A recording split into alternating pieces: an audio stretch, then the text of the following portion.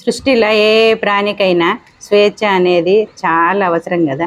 ఈ కోతులను చూడండి, ఎంత ఫ్రీగా, ఎంత స్వేచ్ఛగా, ఎంత హాయిగా ఉన్నాయి అవి.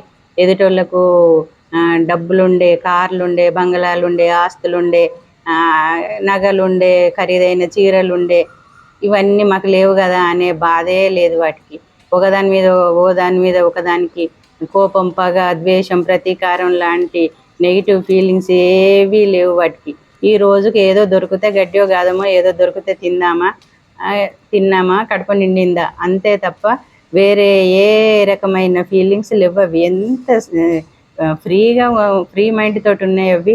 మనుషులే ఇవన్నీ కావాలనుకొని వాళ్ళకు వాళ్ళే బందీలయ్యి స్వేచ్ఛను ఓడగొట్టుకొని బ్రతుకుతున్నాం.